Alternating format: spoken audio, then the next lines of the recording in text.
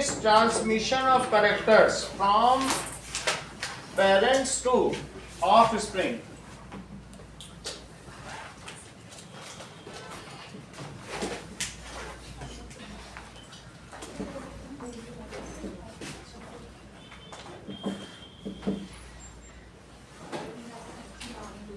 Is called heredity.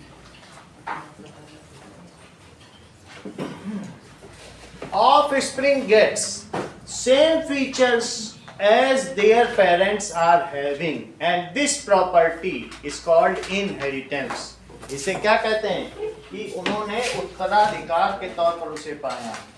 Now, hereditary information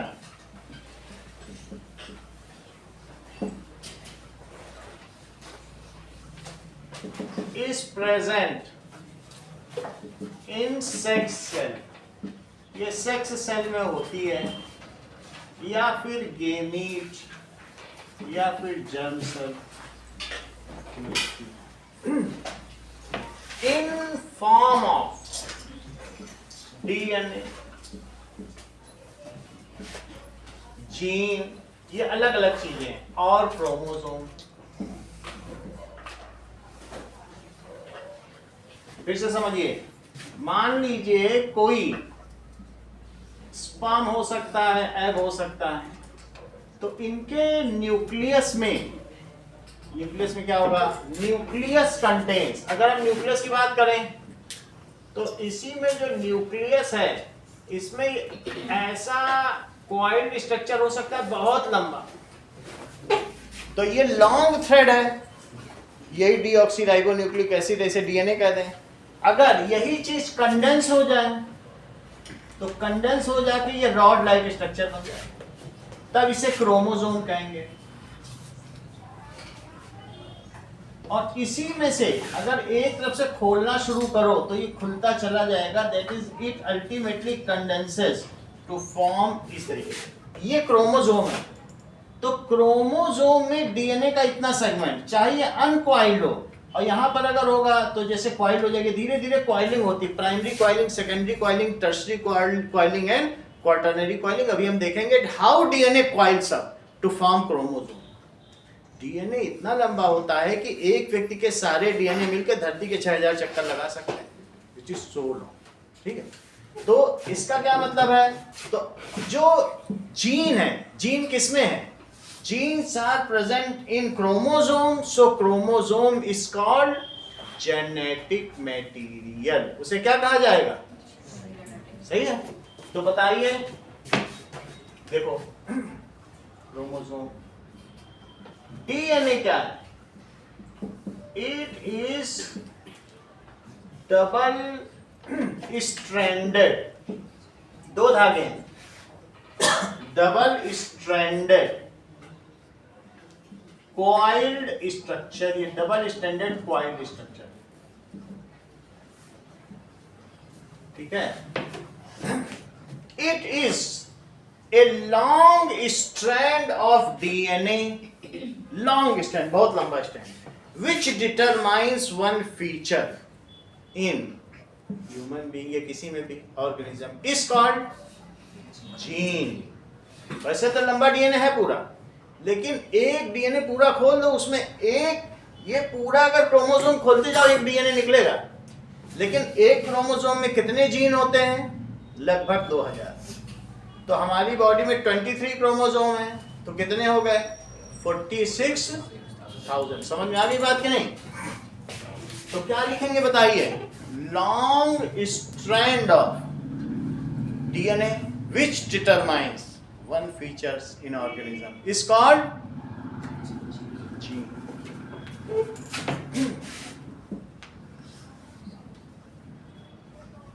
Of DNA which determines one feature, एक feature को जो determine करता है in us is called gene. तो genetic material किसे कहोगे? डीएनए को कहोगे कि जीन को कहोगे कि क्रोमोसोम को कि तीनों को? तीनों, क्योंकि सभी जीन जिसमें है वो जेनेटिक मटेरियल, ठीक है। What is chromosome? When DNA get condensed just before fission, condense होगा और फिर दो भागों में टूटेगा। यही चीज ये क्या होगा, अभी ये ऐसा है तो अभी इसको, ये हमारी बॉडी में जो क्रोमोसोम है ये एक फादर का होगा और एक मदर का होगा, लेकिन फिर क्या होगा, बिफोर, जस्ट बिफोर स्प्लिटिंग या फिजन, ये कैसा बन जाएगा बताइए स्ट्रक्चर, एक्स लाइक स्ट्रक्चर बन जाएगा। एक्स लाइक कैसे बन जाएगा, ये दो कैसा हो जाएगा बताइए, ऐसा हो जाएगा। जब ये डीएनए है, डीएनए के स्ट्रैंड, डीएनए रेप्लिकेशन में क्या होता है, ये दोनों थ्रेड अलग अलग हो जाते हैं और अपने ही जैसा, इसमें एडेनिन, गुआनिन, साइटोसिन और थाइमिन 4 तरीके के अलग अलग बेसेस होते हैं और ये जैसे, ये दो एक जैसी जीरोक्स कॉपी बना लेते हैं। तो एक जब खुला और दो बना लिया और फिर इसके बाद फिर कंडेंस हुए, तो जब फिर से ये जुड़ने लगे, तो जब एक होगा, मान लीजिए यहीं से जुड़े तो ये एक बना ले और एक बना ले, वहां से वो बना ले, तो क्या एक्स लाइक स्ट्रक्चर नहीं हो जाएगा, यहां से कॉइलिंग होने लग गया है। तो अब हम देखेंगे how DNA coils up to form chromosome, कैसे इसकी बाइंडिंग होती है, जरा इस चीज को देखना है।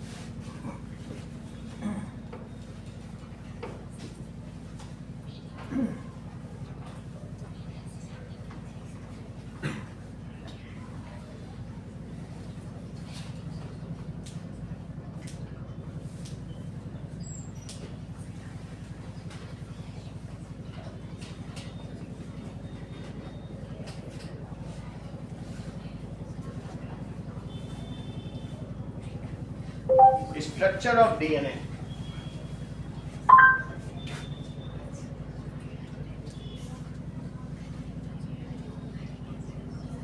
So that adenine and guanine are called purines, which have double rings. देखो, The geometry of the AT or T ये आप समझिए क्या चीज दी गई है, that is गुआनिन साइटोसिन के साथ और एडेनिन किसके साथ, थाइमिन के साथ, ये आपस में जुड़े रहते हैं, जहां पर ये भी आप देख रहे हैं। तो दिस इज द स्ट्रक्चर, इसमें यहाँ दिखाया गया है कि क्या दिखाया गया है कि जो रेड वाला है वो ब्लू के साथ अटैच्ड है और जो ग्रीन है वो ऑरेंज के साथ है। बाकी इनके नाम यहाँ दिए गए, एडेनिन, गुआनिन सब दिया गया।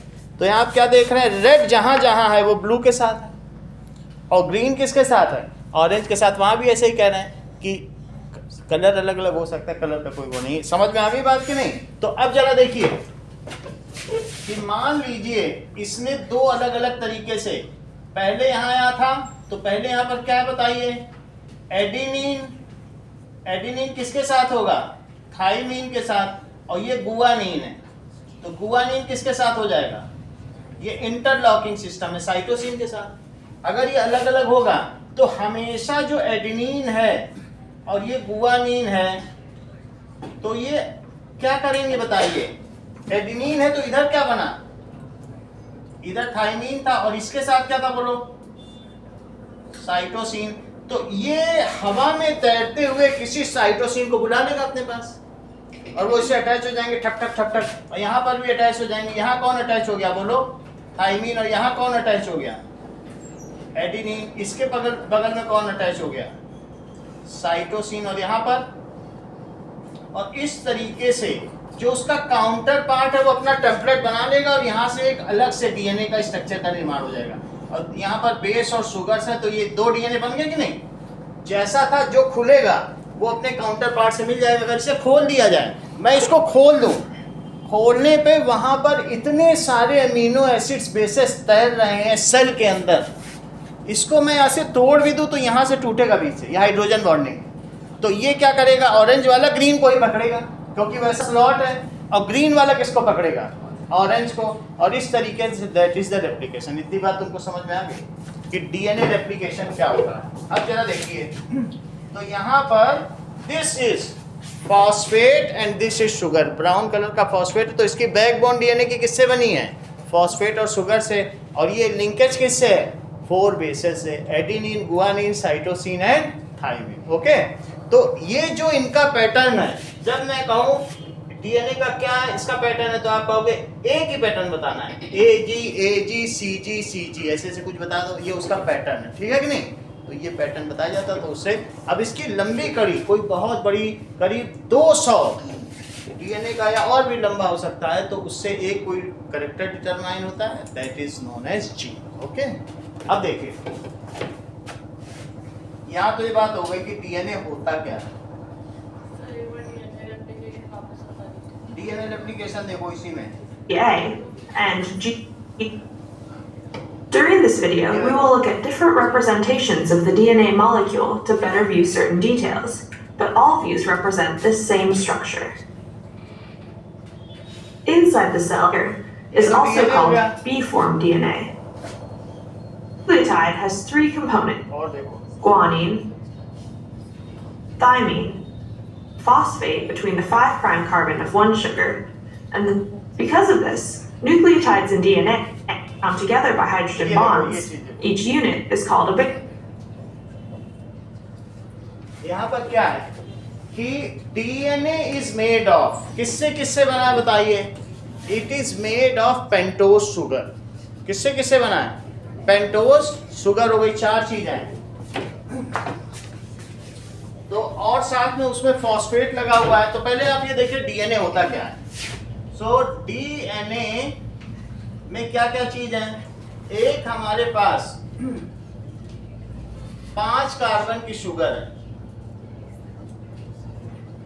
दैट इज 5 कार्बन की शुगर, पेंटोज शुगर है, ठीक है। जो पेंटोज, जैसे अगर मैं कहूं हेक्सोज शुगर है, तब तुम हेक्सोज शुगर को क्या कहते हो? ग्लूकोज। और पेंटोज शुगर को क्या कहते हो? राइबोज।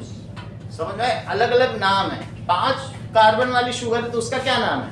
राइबोज। और 6 वाली है, C6 वाली है, तो उसे क्या कहते हो? ग्लूकोज या फ्रक्टोज।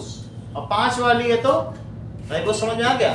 अब जरा देखिए, C 5 वाली शुगर है, और इसी में एक पर क्या लगा है? CH2OH, इस कार्बन पर, तो इसके 4 बॉन्ड हो गए। इस पर क्या लगा है? OHH, this is OHH, OHH, और इस कार्बन पर भी क्या लगा? देखो हर एक के 4 बॉन्ड हो गए, सही है। तो इसमें क्या है यहाँ पर? एक मिनट इसका और स्ट्रक्चर देखें, दैट इज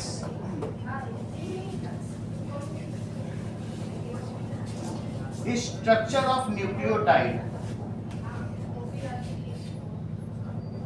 तो पहले इसका स्ट्रक्चर देख लो, इसमें कैसे Made up होता of है? a nitrogenous base, a phosphate group, and a sugar molecule. देखो इसको फिर से और थोड़ा देखें सारी चीजों के साथ। ये जो हमारे पास पेंटोज शुगर है वो कैसे है? 4 कार्बन यहाँ लगा लो, इसके बाद समझ आ जाएगा। 4 कार्बन यहाँ लगा ली, और इसमें आगे क्या लगाया है? दैट इज, अब देखो CH2OH। जरा इसे काउंट तो करो, और इसका पूरा फार्मूला देख लेना, OHH OHH। दिस इज, इसका नाम देखो, ये कौन सी राइबोज है? Oxy ribose. कैसी राइबोज है? Oxy ribose. अगर इसमें से एक ऑक्सीजन निकल जाए तब इसका क्या नाम होगा? Deoxy ribose. एक ऑक्सीजन निकल जाए तब इसे क्या कहेंगे? ठीक है। जब मैं तुमसे कहूं RNA, जैसे डीएनए पूरी लड़ी है, इसमें से एक सिंगल लड़ी हो तो उसे कहेंगे RNA। इन न्यूक्लियस क्या होता है? डीएनए इसका मैनेजर है, लेकिन डीएनए के पास एक इसकी एक सेक्रेटरी, जिसे RNA कहेंगे। RNA का काम क्या है? बाहर से कोई पैथोजन आएगा तो वो देखेगा, इसको बताएगा, फिर यहाँ से इसका टेम्पलेट कॉपी करके ले जाएगा। एक RNA भी होता है, सिंगल लड़ी को कहते हैं, ठीक है। तो उसमें राइबो न्यूक्लिक एसिड होता है, और डीएनए में क्या होता है? डीऑक्सी। तो पहली बात तो तुमने देखा, ये है ऑक्सी, ये देखो राइबोज शुगर, इसमें ऑक्सीजन है तो ऑक्सी राइबोज। और अब डीऑक्सी का क्या मतलब है? यहीं पर एक अगर ऑक्सीजन निकल जाए तो उसे क्या कहेंगे? Deoxy ribose. चेक करो, तो दैट इज, अब इसमें deoxyribose sugar. Let us see, देखो यहाँ पर क्या दिखाया गया है? डीऑक्सी राइबोज में क्या A दिखाया 5 गया? carbon sugar that is a एक निकल component गया, of DNA, सही the है? genetic code in living organisms. यहाँ पर क्या दिखाया जा रहा है? तो OH है, लेकिन इसमें से एक O निकल गया ना, तो इसका क्या नाम हो गया बताइए? डीऑक्सीराइबोस शुगर, सही है। एक है ऑक्सीराइबोस शुगर और दूसरा कौन सा है, तो दूसरा हो गया डीऑक्सीराइबोस शुगर।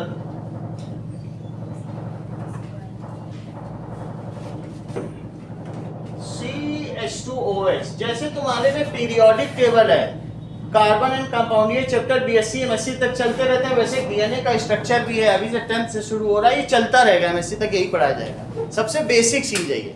तो अभी हमने आपको क्या बता दिया, दैट इज डीऑक्सीराइबोस शुगर। ये OH है, H है, और यहाँ पर क्या है, अगर एक ऑक्सीजन निकल जाए, इसका रिडक्शन हो जाए, तो ये डीऑक्सीराइबोस शुगर। यहाँ देखो क्या है, OH है। अब बताओ, एक तरफ तो डीऑक्सीराइबोस शुगर है, हम इसमें क्या करें, हमको एक लड़ी बनानी बहुत बड़ी, तो हमें क्या करना चाहिए कि एक डीऑक्सीराइबोस शुगर के बगल में दूसरा फिर से यही रखें, राइबोस के बगल में।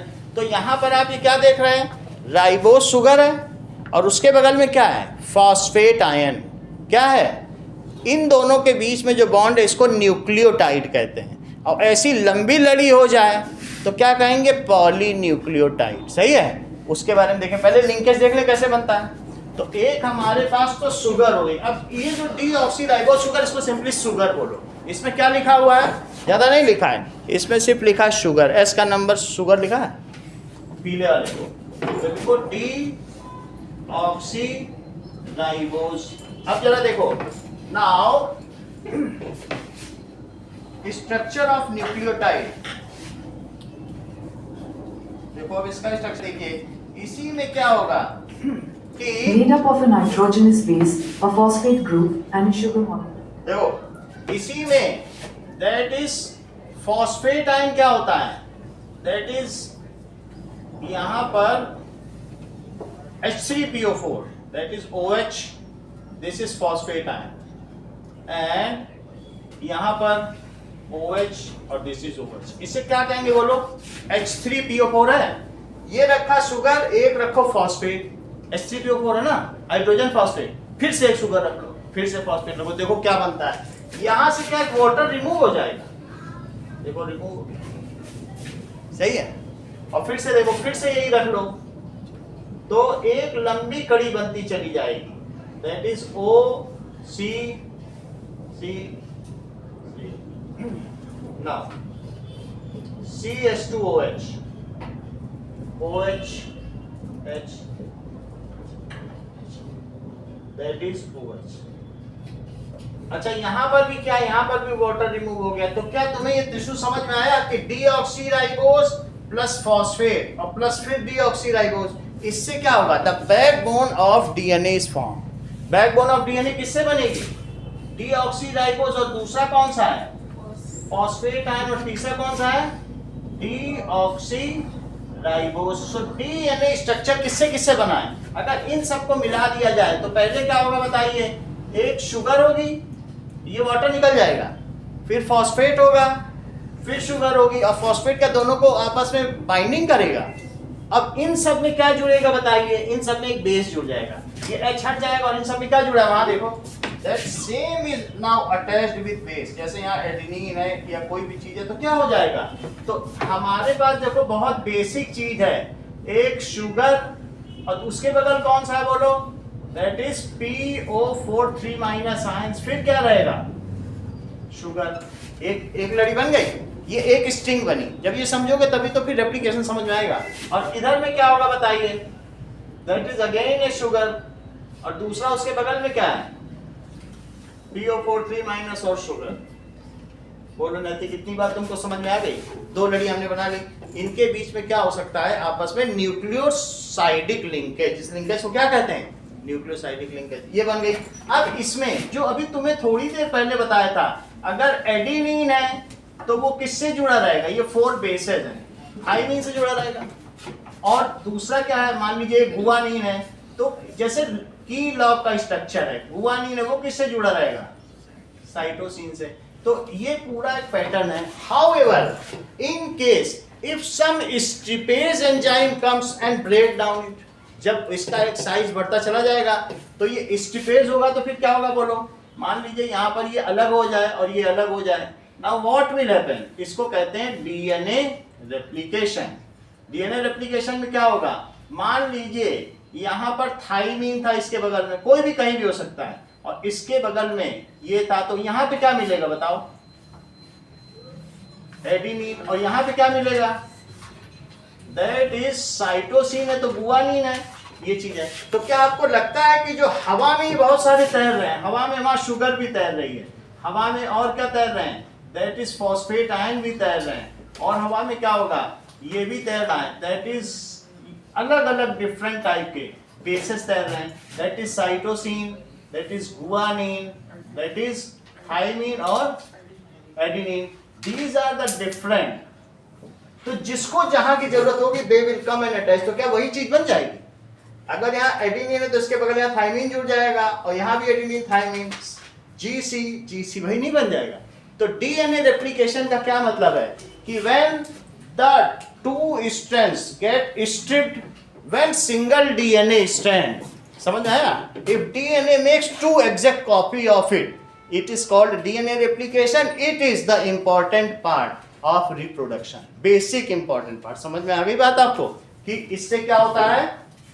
नाउ सर वो ऑक्सीराइबोस से डीऑक्सीराइबोस ये रिडक्शन से बना है, यानी हमारे बॉडी में ऑक्सीराइबोस भी रहते हैं और डीऑक्सीराइबोस, तो हमारी बॉडी में ऑक्सीडो रिडक्टेज रिएक्शंस होती रहती हैं, दैट इज एनाबोलिज्म और कैटाबोलिज्म, जिसको मिला के हम मेटाबोलिज्म कहते हैं।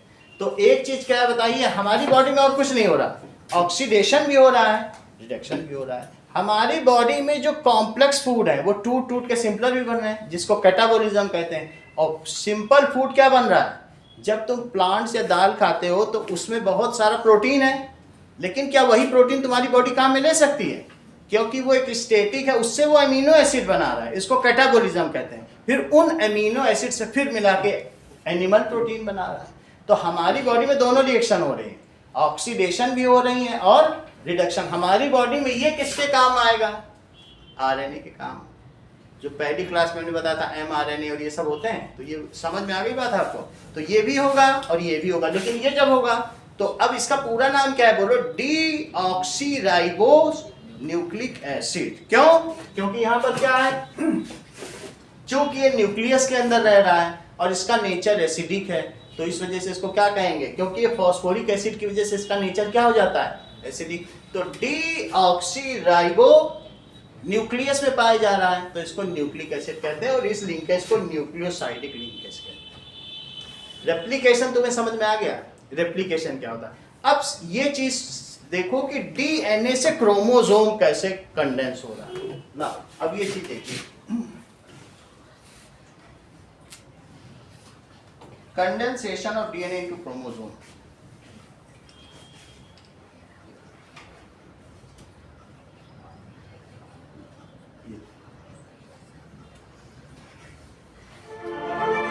ये प्रोटीन है एस्ट्रोजन, अभी बड़े में ये देखिए, इससे In this animation, we'll see the remarkable way our ये DNA DNA is tightly packed up to fit into the nucleus of every cell. अभी थोड़ा सा बताने फिर क्वेश्चंस कराते हैं। The process starts with assembly of the nucleosome, which is formed when 8 separate histone protein देखो segments histone है, attach to protein the है ना, DNA कैसे molecule. रैप हो रहा है, फिर उसको प्रोटीन उसे बाइंड कर रहा है। The combined tight loop of DNA इसे and histone protein कहते हैं। is the nucleosome.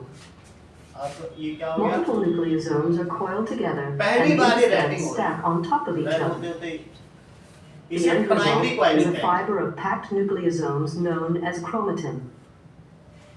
अब ये This क्रोमाटिन धागा fiber, है, which at this point is condensed to a thickness of 30 nanometers, is then looped and further अभी ये भी packaged coil using होगा। other proteins फिर which are secondary not coil। shown here.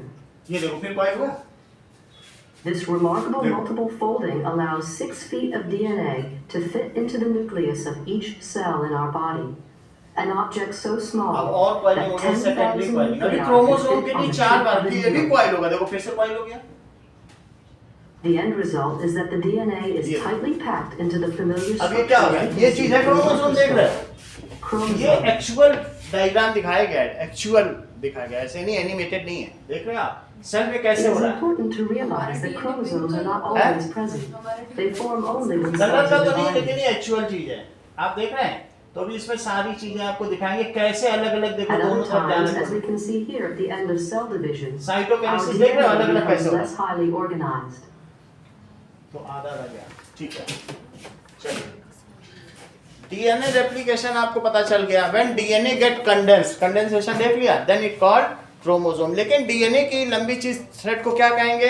That is known as chromatin. अब कुछ और चीजें देखो, डीएनए की पूरी बात हो गई। डीएनए कंटेन्स क्या होगा? That is the code of all characters. DNA में ही तो जीन है, तो जीएनए, तो इसलिए डीएनए को क्या कहेंगे? It is called genetic material. इसमें जो कोड है, ये इनका पैटर्न है, एडेनिन, गुआनिन, साइटोसिन और थाइमिन का जो आपस में पैटर्न है, वही तो कोड रखता है। और it is responsible for all features of our body. हर एक क्रोमोसोम में 2000 जीन है और 23 क्रोमोसोम में 46,000 जीन है। समझ में आ गई बात?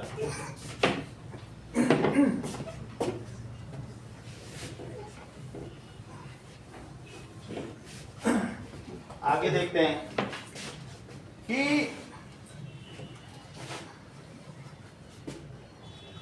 डिफरेंस इन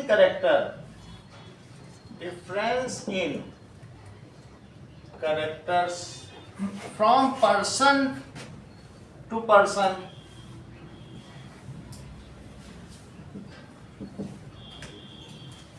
ठीक है, from individual one to other within a species is called variation. इसे वेरिएशन कहा जाएगा। Now, variation is necessary for evolution.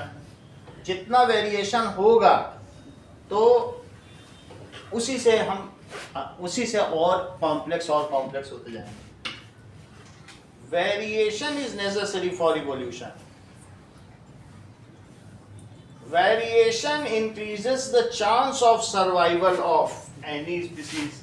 If variation is more than, अब जरा देखो, इतनी तो तुम्हें बात पता चल गई। It is called, अलग अलग तरीके के। For example, if somebody is having, दो तरीके के ईयर लोब हैं, एक किसी में ऐसा ईयर लोब है और किसी में ऐसा, तो ये कैसा ईयर है? That is hanging ear lobe. और ये कैसा है? Attached ear lobe. सो इसको क्या कहेंगे कि hanging ear lobe and that is attached ear lobe. It is due to that, ये वेरिएशन है। So it is due to difference in genotype। जो दिख रहा है वो difference in phenotype है, लेकिन इसके लिए कौन रिस्पॉन्सिबल है? difference in phenotype, और इसके लिए रिस्पॉन्स है जीनोटाइप। फिर से समझें, इसका मतलब है इनके अलग अलग जीन है। अगर कोई एक पूरी पॉपुलेशन उसके पास हैंगिंग ईयर लोब है, उससे तुम क्या इन्फर करोगे? सभी के हैंगिंग ईयर लोब ही हैं। इसका मतलब है वो होमोजाइगस है, वो प्योर जीन है। उसने कभी किसी दूसरे जात बिरादरी में शादी नहीं की होगी, उसका मिक्स्ड ब्रीड नहीं है, प्योर ब्रीड। समझते हो? If all are having same genotype, तो उसको क्या कहेंगे? प्योर जीनोटाइप है, होमोजाइगस है। और अगर मान लीजिए डिफरेंट है, कुछ के हैंगिंग है, किसी के कैसे हैं, अटैच्ड ईयर लोब है, तो ऐसे में उसको क्या कहेंगे? हेट्रोजाइगस। ओके, अब देखिए, variation increases chance of survival.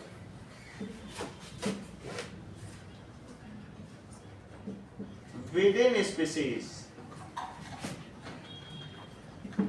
If more and more variations are there, then in contrasting or sudden climatic change occurs, then some species, a group of population having a particular type of variation may be better suited to new climatic condition and may able to survive, while others may not cope up.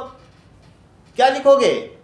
A group of population within the species are better suited. Having a particular type of variation. समझ में आई बात कि नहीं? If there is sudden climatic change, sudden climatic change होता है, then a group of population within a species having particular type of variation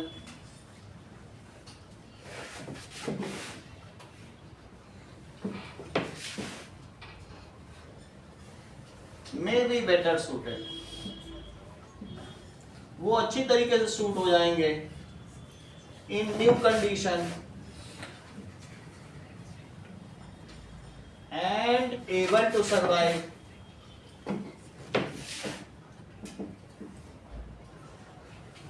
ठीक है। मान लीजिए अगर 60 डिग्री का टेम्परेचर हो जाए 65 का, तो हम लोग इंश्योर है कि अफ्रीका के इब्न बतूता प्रजाति के लोग, वो खो में रहते हैं, वहां 60 में रहते ही हमारी प्रजाति को बचा लेंगे। -70 हो जाए, हमें मालूम है साइबेरिया के डीप इंटेंस एरिया में रहने वाले -70 में रहते हैं, मनुष्यों को एक्सटिंक्ट नहीं होने देंगे, वो बच जाएंगे, इंसान तो बच जाएगा। बात समझ में आई कि नहीं? बोलो, बात समझ आई? कि दैट इज दोज ऐसे लोग जो अफ्रीकन्स हैं, जो सोमालियालैंड या सोमाली में कहीं रहते हैं तो खो बना के रहते हैं, जैसे दीमक नहीं रहते हैं वैसे वो रहते, छोटे छोटे हैं, इतने बड़े बड़े, और वैसे कैप वैप लगा के रहेंगे, बिल्कुल हीट अंदर ना जाए, तो वो कर सकते हैं। सो इन एक्सट्रीम सिचुएशंस या तो साइबेरियन जी जाएंगे या अफ्रीकन जी जाएंगे, लेकिन हम लोग तो बच जाएंगे ना इन अलग अलग कंडीशन में। एक इब्न बतूता हिस्टोरियंस भी था, वो भी है, ठीक है। छोटे होते हैं कि घर छोटे? वो भी छोटे हैं, घरों, वो पहाड़ खोद खोद के अंदर रहते हैं, वो दीमक की तरीके सरवाइव करते हैं। इतनी बात तो समझ में आ गई? तो they may survive, however the other population may not cope up with the condition and may क्या मे डाई। हाउएवर, लेकिन दूसरे क्या होंगे? Other may not cope up with new condition may die। अच्छा, इससे क्या होगा बताइए?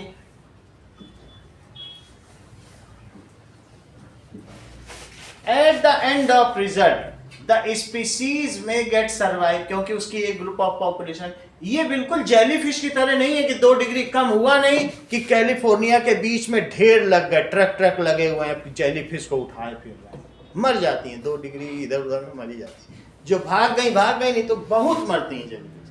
क्लाइमेटिक चेंज में सबसे ज्यादा हालत जेलीफिश, वेरिएशन ही नहीं उनकी प्रजाति। बात समझ में आ गई? तो क्या होगा? At the end of result the species में गेट सर्वाइव हो जाएगी कि नहीं? So finally species will not get extinct। इतनी बात तुम्हें समझ में आ गई? अब समझो, variations are brought by 2 methods. वैसे वेरिएशन 3 तरीके से आता है। कौन कौन से 3 मेथड्स हैं? तो या तो क्या होगा बताइए? DNA replication, mutation. UV rays पड़ी जब प्रेग्नेंट लेडी के वॉम्ब में, तो वहां म्यूटेट हो गया, उसका क्रोमोसोम टूट गया, खंडित हो गया, कट गया। समझ में आ गई? म्यूटेशन का मतलब अपभ्रंशता, कहीं ना कोई बिगड़ गए। म्यूटेट का क्या मतलब? जैसे किसी चीज को कुचल देना। म्यूटिलेशन का क्या मतलब है? किसी म्यूटिलेट कर दिया, जैसे हिटलर ने उनको म्यूटिलेट, दमनकारी नीतियां। तो म्यूटेशन का क्या मतलब है? दमन। तो when scorching ultraviolet rays falls on DNA, new DNA, तो उनमें क्या हो जाता है? 3 तरीके से। डीएनए रेप्लिकेशन के दौरान ही क्या पता एडेनिन के साथ थाइमिन न जुड़े, गुआनिन ही जुड़ जाए। 2 मिलियन में एक में ऐसा हो जाए। बहुत कम चांस है, 0.001%। तब भी इतना भी हो जाए तो उसको क्या हो सकता है? Variations are brought by 3 different methods. कौन सा बताइए? तो वेरिएशंस आर ब्रॉट कैसे लाया जाता है? इन इंडिविजुअल या इन स्पीसीज बाय डीएनए रेप्लिकेशन। दूसरा क्या है, डीएनए रेप्लिकेशन में बहुत धीमा है। जैसे अमीबा, एक अमीबा से दो, मदर अमीबा से दो डॉटर बने हैं, बहुत धीमा। कई प्रजातियां निकल जाएंगी तब बहुत थोड़ा सा होगा। There is very less chance. It is so, ये फुल प्रूफ है। प्रूफ रीडिंग होती है, उसके पीछे भी चलेगा, स्टीपेज के पीछे की देखें कहीं गली तो उसको उखाड़ के फेंक देगा, नया लगा देगा, फिर भी गलती हो जाए, ऐसा होता। तो उसमें क्या होगा कि डीएनए रेप्लिकेशन में थोड़ा बहुत चांस होगा। दूसरा क्या बताइए, म्यूटेशन। और तीसरा क्या है, सेक्सुअल रिप्रोडक्शन। सेक्सुअल रिप्रोडक्शन में रवि शंकर चौरासिया की बेटी अनुष्का शंकर और उसका लड़का, उसने किससे शादी कर दी, नीग्रो से। बांसुरी वादक है, मतलब बहुत बड़े वो हैं, उन्होंने बाहर कहीं जाकर शादी की। उनकी बेटी को भी नोबेल प्राइज मिला, बेटे को भी। समझो कितनी बड़ी बात है। वेरिएशन से 3 जनरेशन आगे निकल गया, बिल्कुल कंट्रास्टिंग फीचर मिला। रवि शंकर यहाँ के और वाइफ उनकी वहां की, कंट्रास्टिंग। और वहीं घर ही घर में शादी करते रहो, घर घर में शादी करोगे तो क्या होगा, पाकिस्तान की 20% जनसंख्या अपंग है, वहां भाई बहन चाचा सब आपस में शादी कर रहे हैं इस तरीके से। क्यों, इस बीमारी को भी कहते हैं रिसेसिव फीचर्स भी वहां फैलते चले जा रहे हैं। और बहुत सारे ऐसे लोग हैं कि वो ठिगने, ऐसा उनका चेस्ट ऐसा और ऐसे निकला हुआ, ये सर ऐसे निकला हुआ है। सर बाहर शादी करने से नोबेल प्राइज मिलता है? बाहर शादी करोगे उससे 3 जनरेशन अपर है, क्योंकि जितना कंट्रास्टिंग स्पेक्ट्रम होगा डीएनए का, दोनों के डोमिनेंट बच्चे में आएंगे। और घर में मान लो रिसेसिव है, बोले जात बिरादरी में कर रहे, तुम बाहर से कैरी नहीं कर रहे हो डीएनए का स्ट्रक्चर। समझ में आई बात कि नहीं? और क्या पता वहां के अलग जीन है, यहाँ के अलग जीन है, तो उससे क्या वो टैलेंटेड, दोनों को मिलने का क्या मतलब, मेरा कहने का मतलब dominance should lead, extra dominance ले आओ। समझ में आई बात कि नहीं? क्यों ये होता है कि हम लोग ये हाइब्रिडाइजेशन क्यों कर रहे हैं, स्विस काऊ का सिंधी साहिवाल से क्यों कर रहे हैं? वो 8 बाल्टी दूध देती है और यहाँ क्या डिसीज रेजिस्टेंस है, तो दोनों ही गुण नहीं आ गए। क्यों हाइब्रिडाइजेशन से फल उगाए जा रहे हैं, इसीलिए। तो समझ में तो आ गई ना बात, ऐसे ह्यूमन में भी सही है। तो तीसरी चीज क्या बताई है, हम वेरिएशन कैसे ला सकते हैं, डिजायर्ड वेरिएशन ला सकते हैं by, that is sexual reproduction.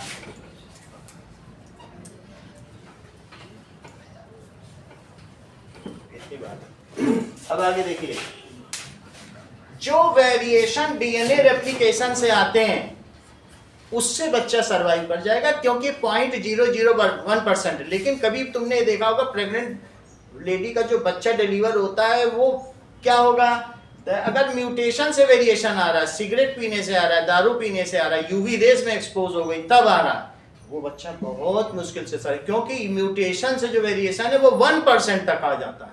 और इतना चेंज एक नेक्स्ट जनरेशन में, क्या वो बच्चे के लिए बेटर सूटेड है? क्योंकि the similar instrument ensures that body will survive in the similar climatic condition। Climate तो नहीं बदलता एक जनरेशन में, तो कौन सी चीज में हमारा सर्वाइवल का चांस सबसे कम है, म्यूटेशन। इसीलिए कहा जाता है कि प्रेग्नेंट लेडी को विस्की, सिगरेट, स्मोकिंग प्रोहिबिटेड है, बच्चे के लिए गड़बड़ है। समझ में आ गई बात कि नहीं? अब अगला देखो, नेक्स्ट चलिए, तो ये बात हो गई। Now why variation is good for a species, however it is not better for individual, because if variation occurs in larger quantity, larger amount, वो किसकी वजह से, सिर्फ म्यूटेशन की बात की जा रही है, वरना थोड़े बहुत में तो मैंने बताया 0.01% में इतना कुछ नहीं होता, वो अमीबा में भी हो रहा है, सब मरने वाला। तो क्या लिखेंगे, फिर भी हम ऐसे लिखेंगे कि if variations due to variation क्या होगा, phenotype changes, so the individual is having new instrument may not survive in the similar climatic condition in which their parents would have survived in a comfortable manner। लेकिन क्या बच्चा कर पाएगा? So it is not beneficial। ये book में reproduction वाले chapter में question है, ठीक है। चलो आगे की बात करते हैं। Now अब हम लोग देखते हैं कि the 2 rules, एक ग्रेगर जॉन मेंडल थे, वो उन्होंने क्या किया, मिशनरी में रहते थे, तो उनके यहाँ क्या था, चर्च के पीछे बहुत बड़े खेत थे, तो उन्होंने उसमें क्या किया कि पी मटर का, दैट इज पाइसम सटाइवम, उसकी उन्होंने फसलें की और कंट्रोल्ड मैनर में उसमें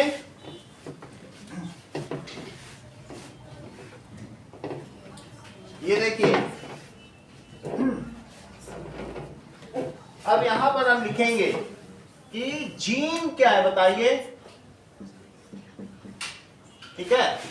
the factors that is the characters in us are controlled by factors, जी नहीं बोलेंगे, उन्होंने फैक्टर बोला। The characters in us are controlled by factors which occur in pair and these factors are found within the nucleus. ये कहां पाए जाते हैं? सही है। जीन क्या है? पहले तो जीन लिखो, the long strand of DNA या सेगमेंट ऑफ क्रोमोसोम। क्रोमोसोम में एक सेगमेंट बोलना और धागे में लंबा धागा, दोनों ही कह सकती हो। The long strand of DNA या segment of chromosome which determine one character is called gene। जैसे तुमको ये पता चल जाए कि हमारी बॉडी में ये जो क्रोमोसोम्स हैं ये 23 हैं और हर एक में कितने जीन हैं, ये देखिए। तो ये फर्स्ट क्रोमोसोम ये पेयर में है, क्रोमोसोम भी पेयर में होते हैं, क्यों? क्योंकि तो आपको मालूम है ना, पेरेंट्स और दोनों पेरेंट्स से मिलता है। जो थर्ड क्रोमोसोम है उसमें ये मान लीजिए 912 जीन, पूरे कितने जीन है बताओ? हर एक में 2000 जीन है, अप्रोक्सीमेटली 2000 जीन। तो 912 जीन आपके नाक के कर्वेचर को बताता है कि आपकी नाक कॉन्वेक्स होगी पकौड़े जैसी या फिर कॉनकेव होगी सुंदर सी। जैसे जूस को इसी वजह से बोला इनकी पकौड़े जैसी नाक है, इनको बाहर। समझ आई बात कि नहीं? तो क्या कहेंगे, द थर्ड क्रोमोसोम का 912 gene will determine phenotype of nose. वो बात समझ में आ गई? इट विल डिटरमाइन, तो यहां पर हो गया, इतनी बात समझ आ गई। जीन किसे कहते हैं? नाउ द कैरेक्टर्स, अब इसे दूसरी तरह समझो। The characters in human being are controlled by internal factors which occur in pair. ये हमारी फर्स्ट वाली जो लॉ है ना, इनकी लॉ ऑफ इनहेरिटेंस, वो भी बनेगी। देखो इसको, द कैरेक्टर्स इन ऑर्गेनिज्म, कोई भी ऑर्गेनिज्म हो, इज कंट्रोल्ड बाय, ये किसके द्वारा कंट्रोल्ड होते हैं? डिटरमाइंड बाय या is determined by internal factors. इसी को अभी जीन कहा जाता है। अब तो सब इलेक्ट्रॉन माइक्रोस्कोप आ गया, लेकिन तब उन्होंने ये मन में इस चीज को विजनरी इतना थे, पता लगा लिया ये डबल है। ये चीज उन्होंने अपने एक्सपेरिमेंट से पता कर ली। नाउ कॉल्ड, अब इसे क्या कहते हैं? Gene bye internal factors which occur in pair. Gene भी तो पेयर में है, विच अकर इन पेयर। अब देखो इतनी बात हो गई, which occur in pair, only one factor, only one of a pair of such factors can be present in a single gamete। Single gamete में दोनों नहीं रहेंगे। तुमको क्या लगता है, एक जैसे दो गेमीट हैं तो इसमें स्पर्म में भी है और ओवम में भी है, तो इसमें से एक इसके द्वारा आया होगा, 23 क्रोमोसोम, इससे 23। ओनली वन ऑफ सच ये जो भी है ना, only one of such factor, factor कोई तो हम जीन कह रहे हैं, तो एक जीन फादर देगा, एक जीन मदर देगी। अब उन दोनों में माँ की नाक पकौड़े जैसी जबकि इनकी नाक ऐसी जैसी कॉनकेव, तो दोनों एक फादर से मिला फैक्टर, एक मदर से। अब बच्चा पकौड़ा की जैसी नाक तो इसका मतलब है किसका नाक डोमिनेंस है? माँ का। बच्चा भी पहाड़ी, माँ भी पहाड़ी, तो इसका क्या मतलब है? Dominance. So what ever character dominates, दो मिले उस बच्चे को, लेकिन जो डोमिनेट हो ओनली, ये हमारा फर्स्ट लॉ क्या है बताइए? That is law of segregation. पहला क्या है? That is monohybrid inheritance.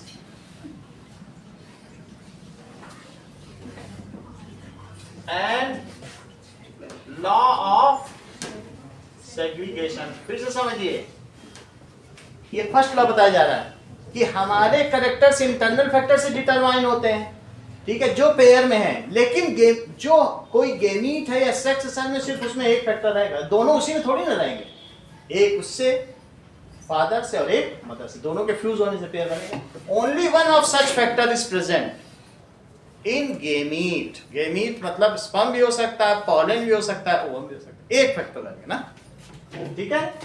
Which occurs in pair only one of such factor is present in gamete. इस चीज को सुजैन तुम बोलो, फिर मैं इसको समझाऊंगा, लोग इनको भी समझ बोलो। लॉ ऑफ इनहेरिटेंस, ये लॉ कौन सा है? सेग्रीगेशन। जरा बताओ इस लॉ को, बताओ, बताया करो। The character in organisms are determined by internal factors. These occur in pair, and only one of them is present in gamete. सही है, जल्दी रिपीट करो। The characters in organism are determined by internal factors which occur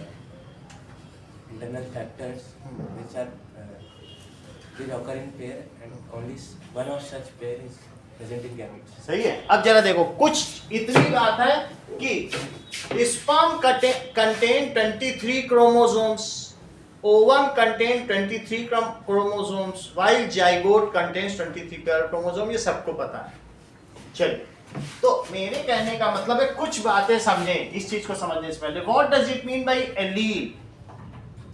allele का क्या मतलब है? देखो, that is allele की स्पेलिंग देखो। एलील की स्पेलिंग पता है? Allele ALLELES।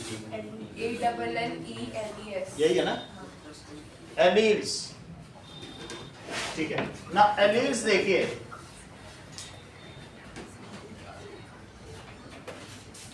different types of gene which determine same character.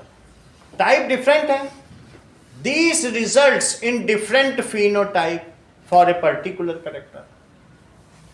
जो किसी एक, जो नोज के आकार को डिटरमाइन करते हो, different types of genes responsible for same trait, ठीक है। So it results different phenotype, जैसे मैंने बताया attached और hanged yellow, तो ये लिखो different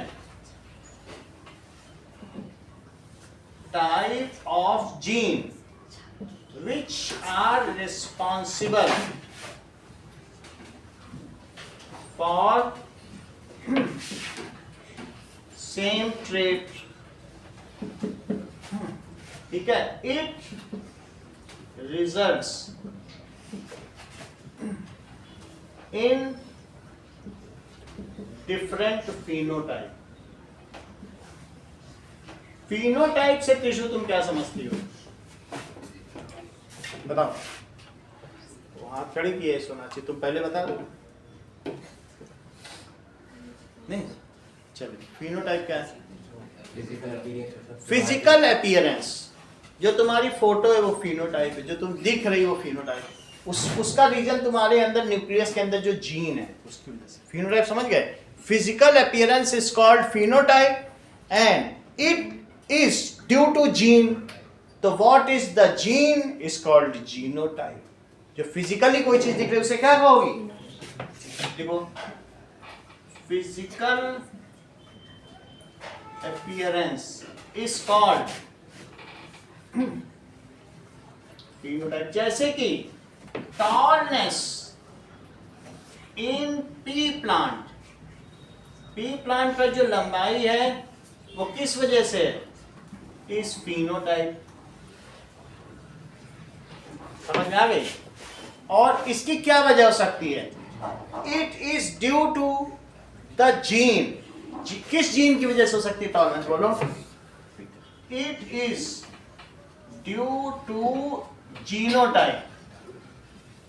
अब उसका जीनोटाइप कैपिटल टीटी भी हो सकता है, स्मॉल टीटी भी हो सकता है, कुछ भी हो सकता है, ठीक है। Now the alternate gene of same kind if are similar then it is called homozygous gene. If alternate gene are different then it is called heterozygous gene.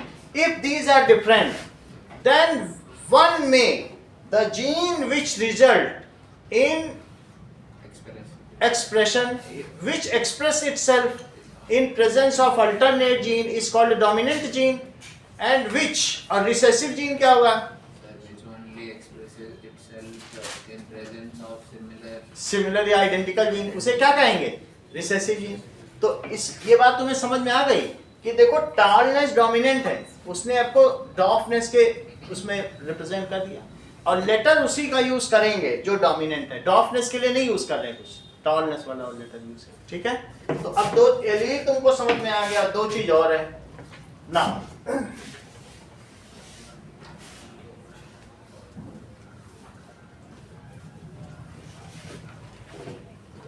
Dominant gene क्या है,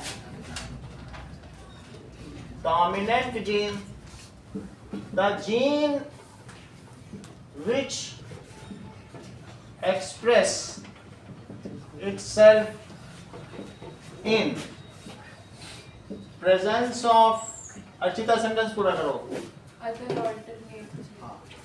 alternate alternate gene is called dominant gene, and जो इसका concerned character होगा वो dominant trait भी कहलाएगा। जैसे tallness is dominant, ठीक है, और capital T dominates over small T, सही है कि नहीं। तो अब ये भी कहा जा सकता है capital T dominates over small T. इसका मतलब क्या है कि करेक्टर के टर्म्स में बात करें तो टॉलनेस डोमिनेट्स ओवर डॉफनेस। डॉफनेस को हम कैसे एक्सप्रेस करेंगे, स्मॉल टी से। एक लेटर दे दिया, अदरवाइज तो वो डीएनए का स्पेक्ट्रम है, डीएनए का लंबा थ्रेड है और कुछ नहीं, वो डबल स्टैंड है। तो इतनी बात तुमको समझ में आ गई। पहली लॉ बता रहा है ये लॉ ऑफ सेग्रीगेशन है। रिया तुम लॉ ऑफ सेग्रीगेशन से यहाँ क्या समझ रही, मान लो इन्होंने बोल दिया लॉ ऑफ से, क्या चीज यहाँ सेग्रीगेशन, ऐसा तुम्हें क्या लग रहा है। उसका ये पहला क्वेश्चन है हेरिडिटी का कि what do you understand by in text question law of segregation. अभी हमने कराया नहीं था, मैं अब करा दूंगा। अब बोलो, अभी आज ही कहा, बताओ, बोलो दिव्या। हाँ बताओ Arshita. characters and organisms are determined by genes and the dominant trait expresses itself. वो सब ठीक है, अच्छी बात कर रही हो। लॉ ऑफ सेग्रीगेशन से क्या समझे, क्यों इसका नाम पड़ा लॉ ऑफ सेग्रीगेशन, बोलो। वो सेग्रीगेट हो जाता है ना कि मतलब जो ज्यादा बेटर होगा तो नेचर उसको अडॉप्ट। हाँ बताओ, अभिषेक तो ही नहीं आता, बोलो। दो जीन है इसी के segregation। ये बहुत अच्छा बोला, बोले अच्छी जीन्स तो अच्छा पहनो, अच्छा खरीदोगे तो अच्छा पहनो, ये ज्यादा ठीक है। Now let us understand in text question का पहला question, what do we understand by, देखो पहला क्वेश्चन होगा बुक में हेरिडिटी, तो वही हम पढ़ाएंगे। वो खोल लेते हैं, क्या लिखा है पहले क्वेश्चन है, पहले क्वेश्चन देखो, इसी में है, ये वाला नहीं, इसके अगले में। How the creation of variation promote survival हमने दिखा दिया ना, कैसे क्रिएशन होगा। अगला देखो ये, how do Mendel's experiment show that traits be dominant और रिसेसिव इनहेरिटेड इंडिपेंडेंटली, दोनों बताना। चलो इस चीज को अब समझें, ठीक है, थोड़ा सा समझने की जरूरत है। लॉ ऑफ सेग्रीगेशन पर ही देखिए, इन्होंने क्या किया, मेंडल हैज टेकन, सबसे पहले तुम मोनो हाइब्रिड क्रॉस से क्या समझते हो, जब एक ट्रेट को कंसीडर किया, yes, if two plants of same species are identical in all manner except differ in one trait and their crossing over is done. उनका आपस में क्या किया जाए बताओ? Crossing over is done. Then such cross is known as, दोनों plant बिल्कुल एक जैसे, उनमें भी राउंड सीड्स आ रहा है, इसमें भी राउंड सीड्स आ रहा है, कुछ भी समझ में आया? दोनों में येलो मटर है, पीली मटर है, और लेकिन एक लंबा एक छोटा है, तो उसको क्रॉस को क्या कहेंगे? यहाँ लिखा है ना monohybrid cross. If two plants of same species are alike in all manners, in all manner except only one trait. इसका मतलब ये कि except only one trait, एक trait डिफर कर रहा है. Then and these are crossed over. इनका क्या कराया जाए? And their cross pollination is done. And it is crossed over. Crossed over का मतलब क्या है? Crossed pollination is done. अभी अर्चिता समझाएंगे सेग्रीगेशन का क्या मतलब. It is crossed over. तो क्या होगा बताइए? It is called monohybrid cross. ठीक है, इतनी तो बात तुमको समझ में आ गई. Monohybrid cross. अब इसमें एक चीज और आ रही है रिया, एक हाइब्रिड वर्ड भी आ रहा है, तो हाइब्रिडाइजेशन भी समझना होगा. अच्छा, for example if pure bred tall plants, ऐसा खेत ले लो जिसमें सभी मटर के लंबे पौधे हों और एक ऐसा एक भी दूसरा ना हो, तो इसका मतलब है ऑल एक ही pure bred tall plants. If pure bred, pure breed है, टॉल प्लांट्स, अगर सभी टॉल प्लांट्स हैं तो उसके दोनों एक जैसे होंगे ना, उसमें कोई स्मॉलिटी है ही नहीं. कभी उन्होंने किसी से हाइब्रिडाइजेशन ही नहीं किया. इस crossed over with pure bread डॉफ P plant, is crossed over pure bred toll P. Sir dog के लिए तो प्योर यूज. ठीक है, क्रॉस्ड ओवर विथ डॉफ लिखो, डॉफ प्लांट. तो डॉफ प्लांट पे क्या होगा? टी टी, ऐसा किया जाए, सही है. तो अब इसमें क्या होगा? Then such cross is called, then such cross is called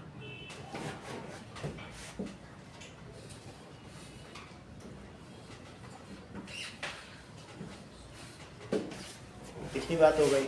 homozygous trait क्या होता है और हेटेरोजाइगस, दो वर्ड अभी अलग अलग यहाँ है. होमोजाइगस क्या होता है?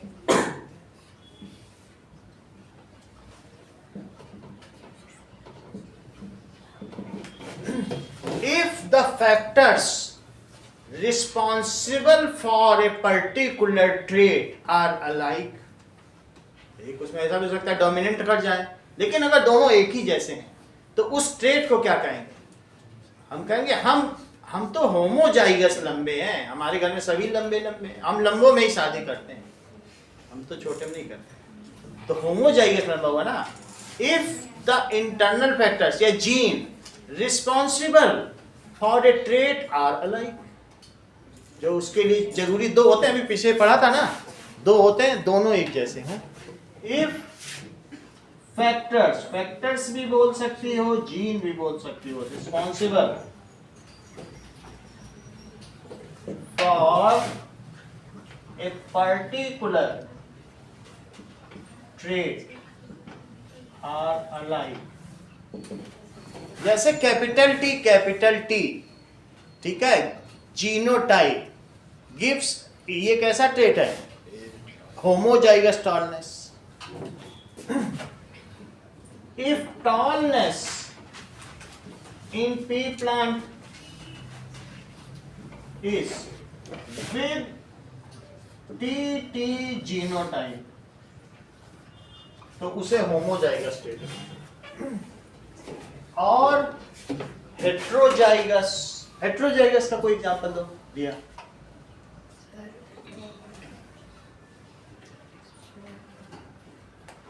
कैपिटल टी और स्मॉल टी। यही दैट इज टॉलनेस तो हो, डॉर्फनेस तो हमेशा होमोजाइगस ही रहेगी। इन्होंने बता दिया डॉर्फनेस कैसी रहेगी, होमोजाइगस। तो अब अगली चीज हेट्रोजाइगस स्टेट का क्या मतलब है?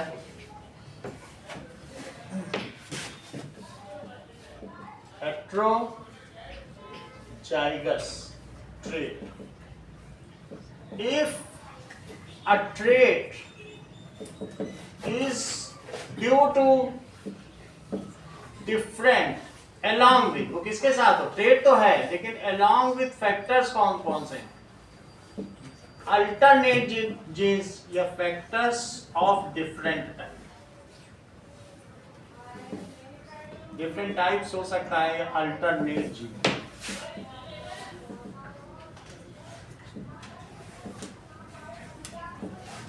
जैसे example tallness with T genotype, तो कहेंगे भाई उसका ट्रेट जो है, ट्रेट का मतलब उसका लक्षण, टॉलनेस जो है वो कैसा है, heterozygous.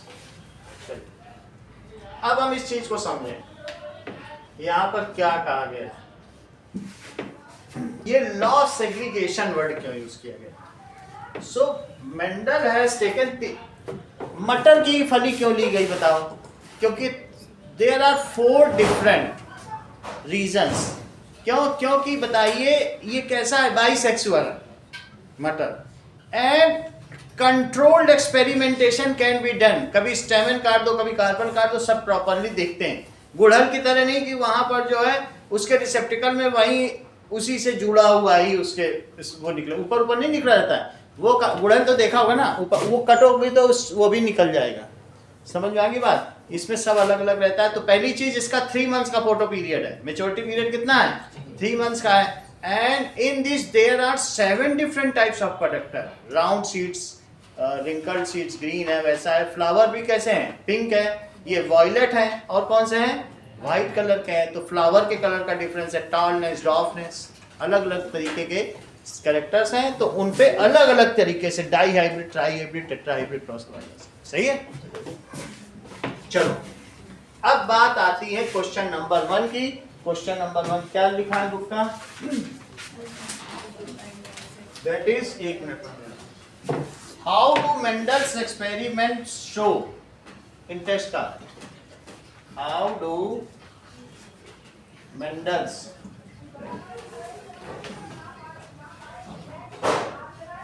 show that traits may be dominant or recessive.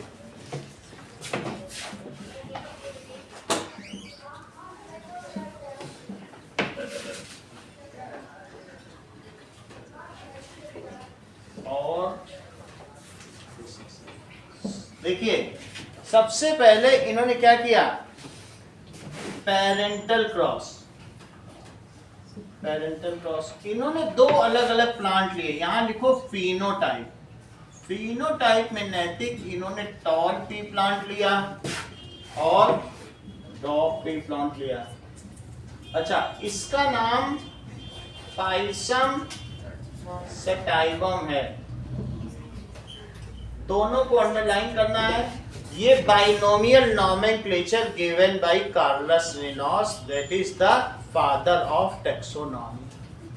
तो ये नामकरण के जनक कहे जाते हैं, कार्लस लिनॉस, जिसको आपने 9th में पढ़ लिया, अभी डिलीटेड है कोर्स, उन्होंने इसका नाम दिया। ट्राइनोमियल में लिन भी आगे लिख देते हैं। तो आपको कैसे लिखना है, दोनों के नीचे अलग अलग अंडरलाइन करनी है। पहले का नाम ये बहुत बार क्वेश्चन आ चुका है, पी कैपिटल होगा, ये छोटा, सही है। तो किसका नाम बताओ, दैट इज ग्रीन, ये पी प्लांट का नाम, सही है। पौधे का नाम है, ये साइंटिफिक नेम है, कैसा नाम है, साइंटिफिक। तो इस पर इन्होंने एक्सपेरिमेंट किया और मोनो हाइब्रिड किया। बाकी सारे गुण एक जैसे थे, सिर्फ उनमें टॉलनेस और डॉर्फनेस डिफर कर रही थी। अच्छा, ये इसका फिनोटाइप है, तो शिव शर्मा इसका जीनोटाइप तो बताइए, जीनोटाइप इसका क्या लिखेंगे, टी, कैपिटल टी, और उसमें सर दोनों स्मॉल दोनों स्मॉल टी सही बताया आपने। तो दिस इज डॉफ ले लिया, स्मॉल टी। अब इन्होंने इसका क्या कराया, जो एक पूरा बगीचा था, सही है, उसमें सारे लंबे मटर के पौधे और एक बगीचे में छोटे। अब इन्होंने क्या किया, उसमें जा जाके सबके कार्पेल कट कर दिए, कंट्रोल एक्शन। 300 इसके पौधे, 300 इसके पौधे। अब उनसे क्या होगा, एक के पास स्टेमन रहा, एक के पास, ये सही है। तो ये चीज होगी, अलग अलग चीज कर दी, एक के पास कार्पेल रहा, एक के पास स्टेमन। सेल्फ पॉलिनेशन ना होने का, एक बगीचे में सारे स्टेमन और एक बगीचे में सारे कार्पेल, फिर उनका आपस में क्रॉस पॉलिनेशन ही होगा, इंश्योर्ड फॉर क्रॉस पॉलिनेशन। तो इसके लिए क्या किया, इसके पास, इसके लिखो type of gametes, type of gametes कौन कौन से हो सकते हैं, कैपिटल टी। इसमें क्या हो सकते हैं, ये तो तुमको मालूम है कि जो भी हमारी बॉडी में रिप्रोडक्टिव ऑर्गन्स होते हैं, तो उसमें क्या हो सकता है, जो मेल है उसमें 2 टाइप के स्पर्म बनते हैं, एक एक्स टाइप बनेगा और एक वाई टाइप। जो फीमेल है उसमें सारे इंडिक जैसे बनते हैं। तो लेकिन यहाँ पर ऐसे ऐसे बन गए, हाफ अमाउंट ऑफ क्रोमोसोम रहेगा ना जो इसमें होगा गेमीट में। फिर इनका क्रॉसिंग ओवर कैसा कराया, दैट इज क्रॉस पॉलिनेशन। पहले वाले में ये फर्स्ट जनरेशन है, फर्स्ट फीमेल मिलेगी, और फिर उसके बाद सेकंड जनरेशन के लिए कराएंगे। देखो, that is crossing over by cross pollination. तो इसका टी इसके टी से मिला, इसका टी इसके टी से मिला, इसका दोनों से मिलेगा, इसका इससे भी मिला, फिर से देखो, इससे भी मिला, इससे भी मिला। पहले वाले का दोनों से मिला दिया, दूसरे वाले का भी दोनों से मिला, इससे मिला और इससे। तो बताओ, पहले का जब इससे मिला तो क्या क्या बनेगा, उसका जीनोटाइप हेटेरोजाइगस बना कि नहीं। फिर इसमें क्या हुआ, हेटेरोजाइगस। क्वेश्चन क्या पूछा गया है कि the character which in first filial generation, उसकी फाइलिंग वो लिखते गए, 300 इसके मिले, इतने इसके मिले, तो फाइलिंग करते रहे, उसी को उन्होंने कहा फर्स्ट फिलियल। क्योंकि फाइलिंग की तो फिलियल हो गया, that is it is known as F1 generation. अब इसका F1 का जीनोटाइप क्या हो गया, F1 जनरेशन जीनोटाइप, ये जीनोटाइप तुम्हें मिला। और अब क्या मिलेगा, F1 जनरेशन फिनोटाइप। तो फिनोटाइप में अपीयरेंस कैसा होगा, toll toll toll toll. Now Naman, what does it mean by dominant trait? The trait which appears completely in F1 generation and in majority in F2 generation, जिसकी ज्यादा संख्या F2 generation में आए 3:1 के ratio में, तो उसे क्या कहोगी, डोमिनेंट ट्रेट। अब सेकंड देखो, यहाँ तक तो समझ आ गई। अभी तक ये नहीं पता चल रहा है लॉ ऑफ सेग्रीगेशन क्या, ये तो नहीं पता चल रहा है ना, क्योंकि F1 जनरेशन में क्या रिपोर्ट तैयार की गई बताइए, दैट इज ऑल प्लांट्स। तो यहां तक की बात तुम्हें समझ में आ गई कि नहीं, all plants in F1 generation are tall heterozygous. ये इसकी रिपोर्ट है, रिपोर्ट जरूरी है कि all plants in F1 generation are heterozygous. जहां लिख रहे हो, क्योंकि वहां तुम जाइगोट की बात कर रहे हो, ऐसे।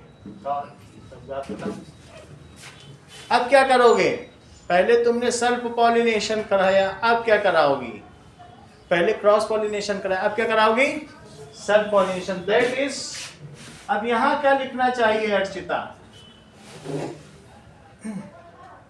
उत्कर्ष, F1 क्रॉस। जो तुम्हें F1 में मिले ना, उनका क्रॉस।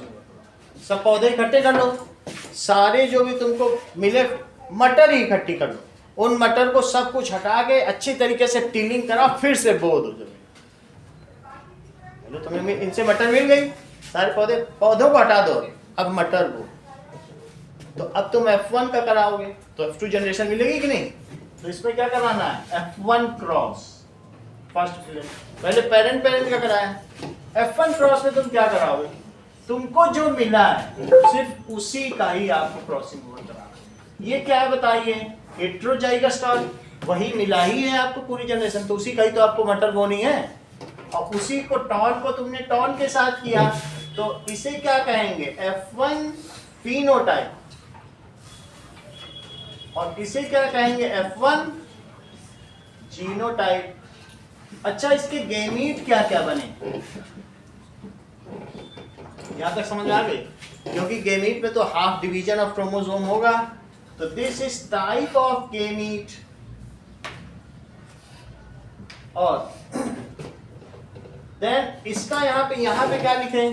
दैट इज, आपस में कुछ भी नहीं करो, बोलो तुम्हें जिससे के साथ जो आपस में पॉलिनेशन करना है आपस में तुम लोग कर लो, दैट इज सेल्फ पॉलिनेशन। उसी का भी उसमें गिरे तो वो भी कोई दिक्कत नहीं, तो that is self pollination.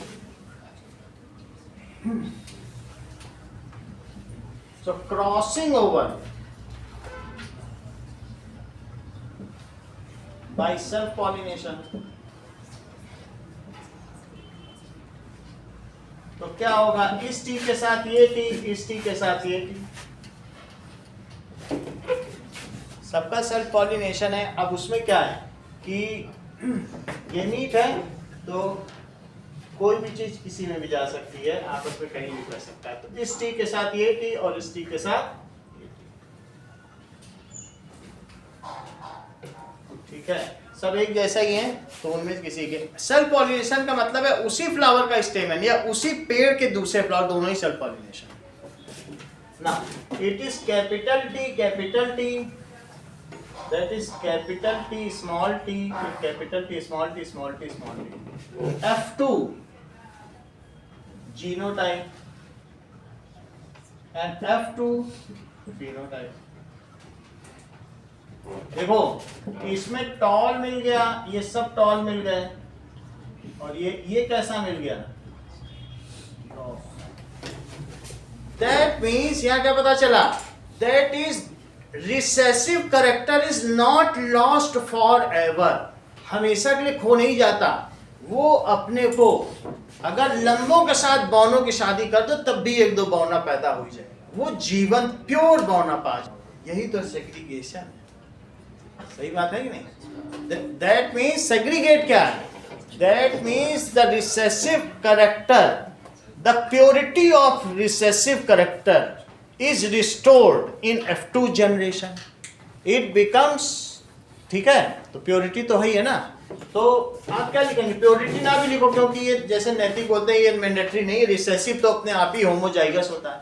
So recessive character is reappears its phenotype in F2 generation, this is now segregated, law of segregation. नहीं तो खो जाना चाहिए, फर्स्ट जनरेशन में तो ऐसा लगा था खो ही गया, अब कभी भी धरती पे ड्रॉप पी प्लांट नहीं होंगे, लेकिन मिल गया सेकंड में, हुआ कि नहीं? तो क्या लिखे बताइए?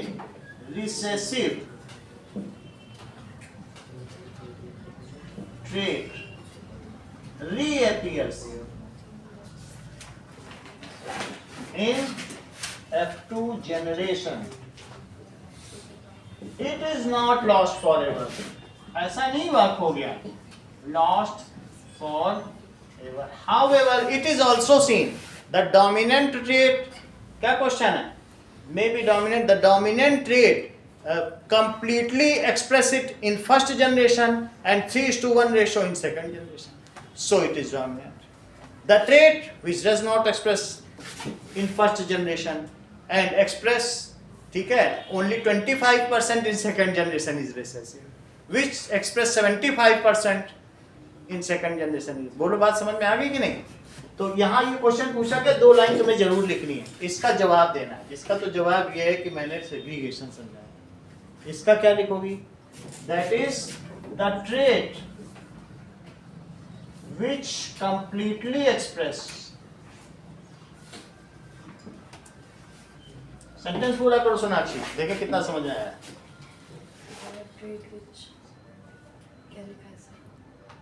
तुमको भी देखने में दिक्कत है। हाँ बोलो सुना, ये सुझाव trait which completely expresses itself in F1's generation.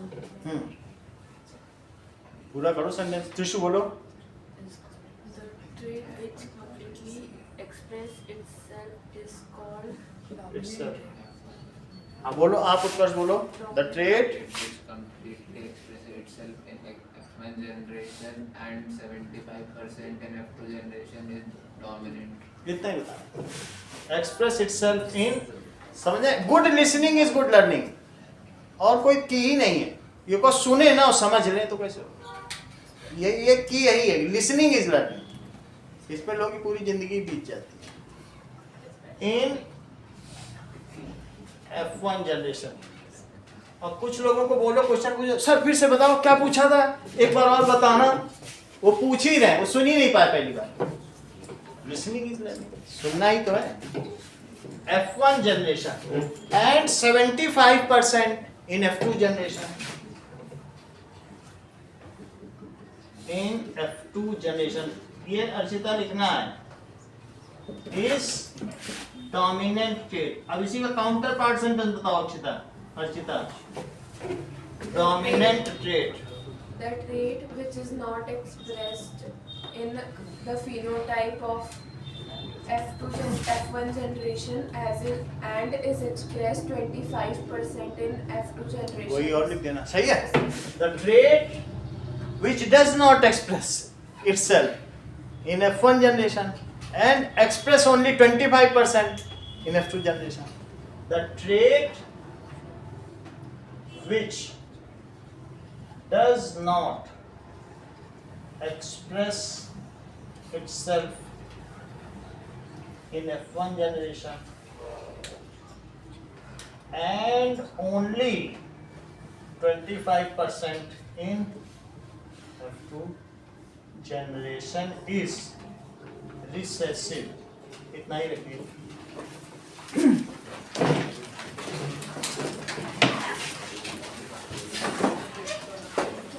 इसके बहुत अच्छे अच्छे क्वेश्चन है, अगली बार कराएंगे, थोड़ा ही कुछ समझाना जरूरी है।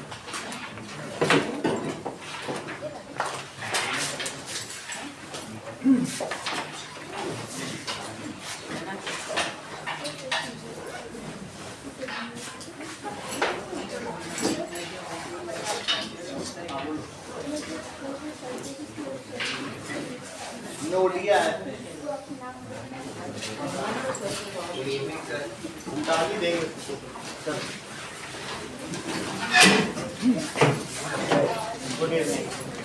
कल जो आपको सेट दिए हैं उसमें जो डाउट हो कल उसको क्लियर किया जाएगा। आप लेके आ जाना, जिसको जो डाउट हो यहाँ बता दें। हैं इसी संडे होगा और मैं उसका ऐप भी डाल दूँगा।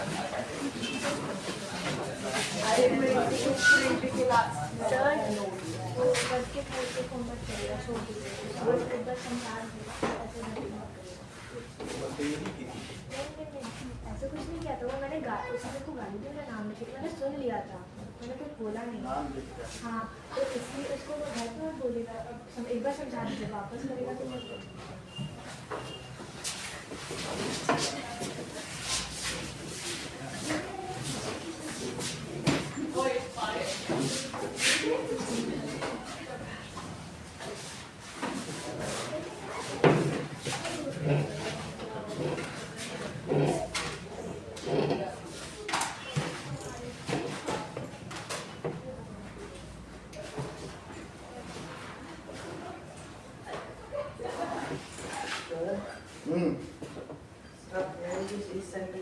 क्या